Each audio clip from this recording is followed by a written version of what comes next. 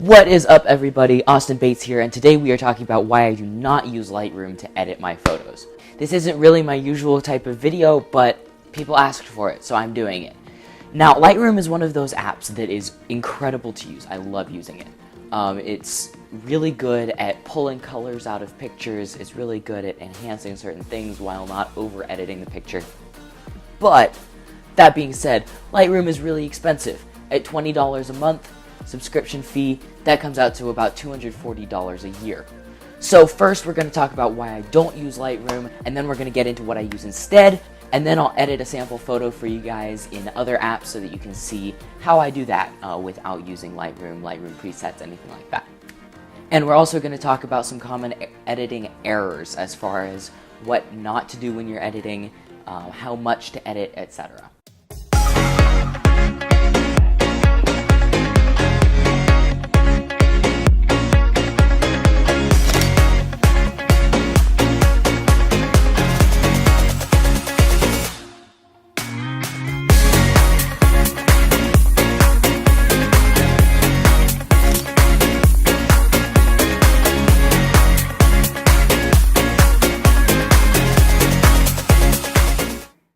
So first off, obviously, as far as why I don't use Lightroom, there are no other reasons besides cost. If I could afford Lightroom, I would use it every single day. I got the 7-day trial, I tested it out, I absolutely loved it. The presets are amazing. Everything is built to make it really user-friendly and make your pictures really pop. It's an incredible app, but that being said, it's expensive. And so there are other apps that really come really close to Lightroom as far as what you can do with them. Obviously they don't have the presets, but if you put in a little bit of extra time, you can get a look that looks a lot like the presets. So first off, what is the point of editing? Editing brings out things from pictures that the camera didn't catch. You never want your pictures to look fake. You want your edited pictures to look real, to look true to life, and editing is what makes those small little details that you noticed in real life as you were taking the pictures really stand out and make someone go, whoa, that is a realistic picture, that is an incredible shot. What I don't want to see in editing is an over-edit. Less is more when it comes to editing. So the more you edit, the less lifelike it's going to look. Now there are some pictures where you want a specific fake feel to the picture, but that is a very rare case. I'll show you an example of that. But for the most part, the point of editing is only to bring out certain features and enhance them. Other than that, there's really no point to edit. There are a lot of pictures where I go back later and I'm like, wow, I don't even have to edit that. And it's rare, but there are some cases where you get the perfect shot on the first time. And if you do edit it a little bit, it's just a little bit of lighting adjustment, increasing the highlights a tad, stuff like that. So what are some apps that I do use to edit? Well, first off, on my computer, I use Polar Photo Editor. It's really close to Lightroom, honestly. It's got some features that are in-app purchases. But that being said, the features that are not pro are still really good. The color grading is incredible. The ability to edit individual colors in the photo is really good. And it's got a lot of good textures on it as well.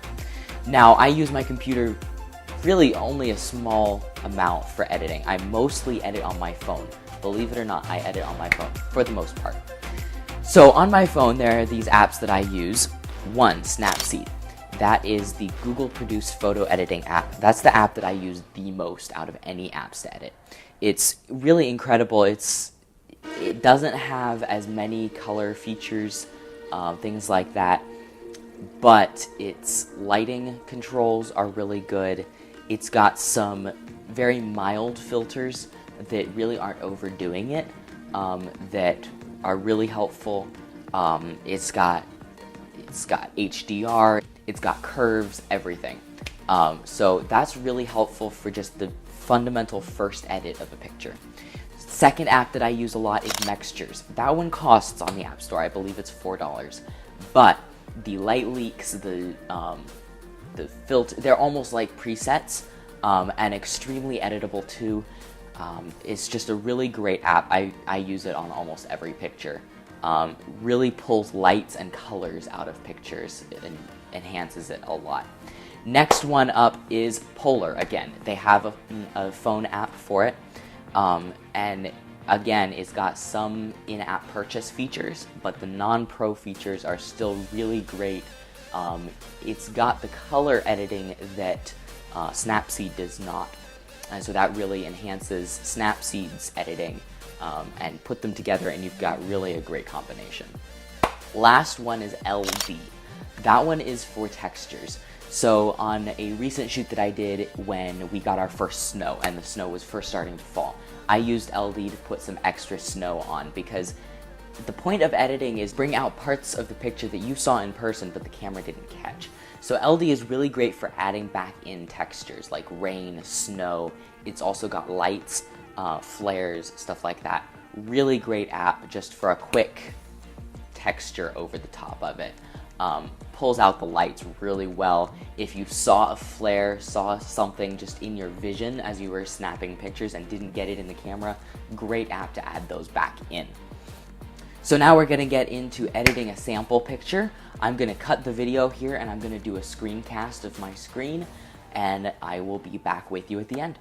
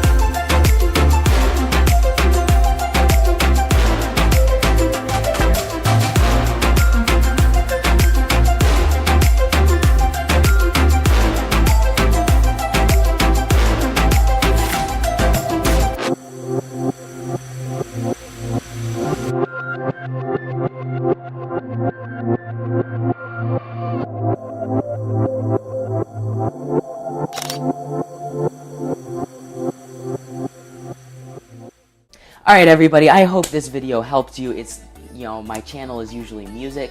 I will be doing some music vlogs or tutorials or stuff like that soon. But this was really something that people asked for a lot. So I figured I would get it done. So I hope you enjoyed it. I hope it's helpful. I hope you learned something. If not, then drop me a comment of something that you would like me to talk about, something that you think would be more helpful, that you would learn something more from. And as always, spread some kindness today. See you guys.